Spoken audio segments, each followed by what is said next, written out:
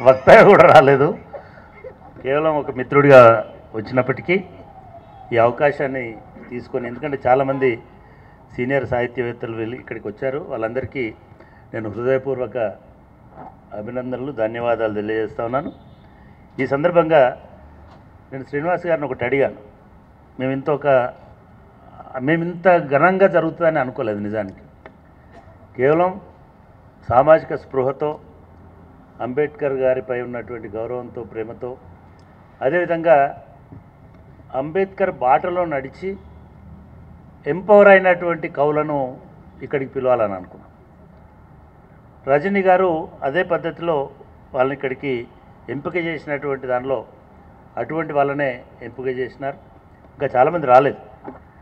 సరే, ఈ సందర్భంగా సడన్గా ప్రేక్షకుల్లో శ్రీనివాస్ గారు కనబడినారు కాబట్టి నేను వారిని రిక్వెస్ట్ చేశాను, ఒక 2 నిమిషాలు మా ప్రయత్నం గురించి, అదేవిధంగా ఈ సందర్భం గురించి, యూనివర్సిటీకి సంబంధించిన నేపథ్యం అంతా కూడా శ్రీనివాస్ గారికి బాగా తెలుసు. నేను వచ్చినప్పటి నుంచి చూస్తున్నాను. మా శ్రీనివాస్ కూడా శ్రీనివాస్ని ఇది ఏం విననీయకుండా ఆయన మొత్తం చెప్తూ అందరూ కూడా వెనుకున్న వాళ్ళు కూడా గమనించారు దాన్ని. సో చాలా విషయాలు చెప్పుంటాడు కాబట్టి శ్రీనివాస్ గారికి పూర్తి అవగాహన ఉంటుంది. కాబట్టి వారిని ఒక 2 నిమిషాలు ఈ సందర్భంగా మాట్లాడవలసిందిగా తెలియజేస్తున్నాం. సరే, నా ప్రసంగాన్ని కూడా ముగించమని రజనీ రాసి పంపించింది కాబట్టి 1-2 ప్రకటనలు చేసి నేను ముగిస్తాను. రెండవది, ఇది మేము ఇందాక చెప్పినట్టుగా మొదటిసారిగా ఈ ప్రయత్నం చేసినాం. పోయిన జనవరిలో రిపబ్లిక్ డే రోజు ఈ మహావిగ్రహాన్ని, ప్రొఫెసర్ అంబేద్కర్ గారి విగ్రహం ఇది. భారతదేశంలో మనం డాక్టర్ అంబేద్కర్ విగ్రహాలు చూసినాం, బాబాసాహెబ్ అంబేద్కర్ విగ్రహాలు చూసినాం. సుప్రీంకోర్టులో అడ్వకేట్ అంబేద్కర్ విగ్రహాన్ని చంద్రచూడ్ గారు పోయిన ఏప్రిల్లో ఆవిష్కరించినారు. ఆ సందర్భంగా మాకు ఒక ఆలోచన వచ్చింది.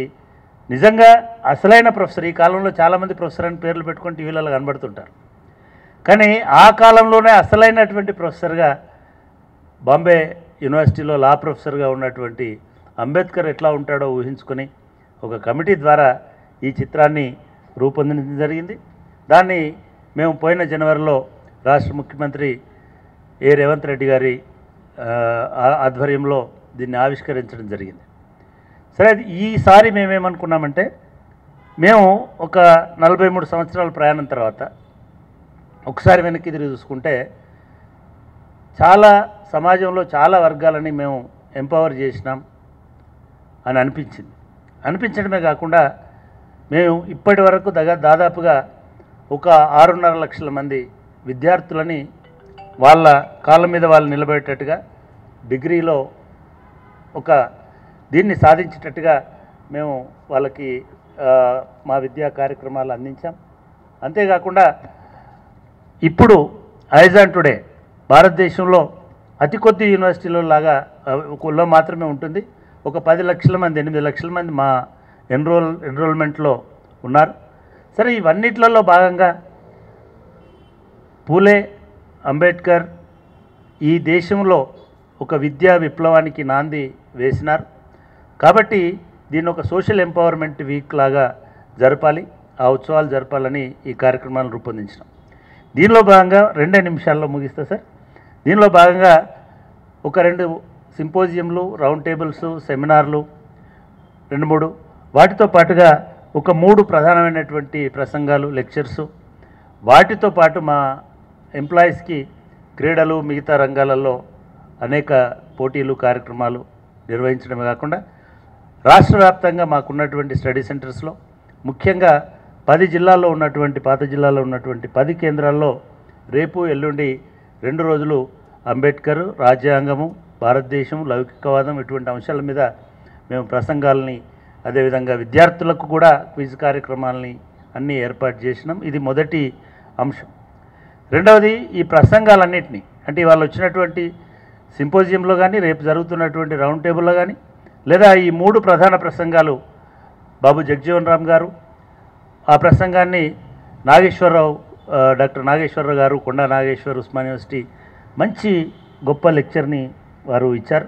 అదేవిధంగా ఇవాళ తిరుమల్లి గారు, professor Tirumalli, former professor Delhi university, వారు ఒక గొప్పగా మహాత్మా జ్యోతిబా పూలేని ఆవిష్కరించారు. ఎల్లుండి కత్తి పద్మారావు గారు వారు అంబేద్కర్ మెమోరియల్ లెక్చర్ ఇస్తున్నారు. ఈ 3 లెక్చర్స్ని మేము కొత్తగా ఒక ప్రచురణల విభాగం ప్రారంభించి ప్రతి అంశాన్ని ప్రజలకు తీసుకెళ్ళడానికి మేము గతంలో సోషల్ ఫోరం అనేటువంటి ఒక ఓపెన్ ఫోరం పెట్టినాం.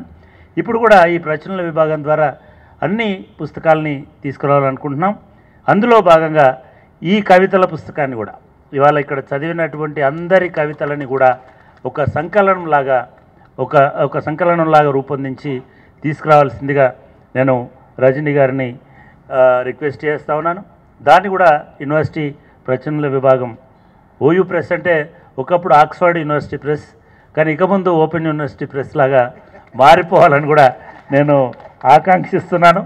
సో ఆ దిశగా మేము మళ్ళీ మా సామాజిక సాధికారతకు గత 40 సంవత్సరాలుగా చేస్తున్నటువంటి కృషిని ఇంకా ముందుకు తీసుకెళ్ళి ఈ యూనివర్సిటీని ఒక నిజమైనటువంటి ఓపెన్ యూనివర్సిటీగా, అంటే కేవలం మా విద్యార్థులకే కాకుండా ఇందాక సంజీవరావు గారు కానీ లేదా మా యాకూబ్ కానీ అనేక సాహిత్య కార్యక్రమాలు చేస్తుంటారు. మీరందరూ ఎప్పుడైనా సరే ఇక్కడికి వచ్చి మీ సాహిత్య కార్యక్రమాలని కొనసాగించుకోవచ్చు. ఈ యూనివర్సిటీలో చాలా స్పేసెస్ని మేము ఓపెన్ స్పేసెస్గా పెడదామనుకుంటున్నాం.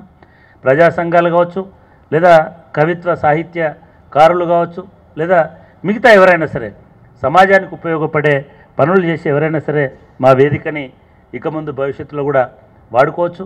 దీన్ని ఒక ప్రజావేదికలాగా మార్చాలని అనుకుంటున్నాం.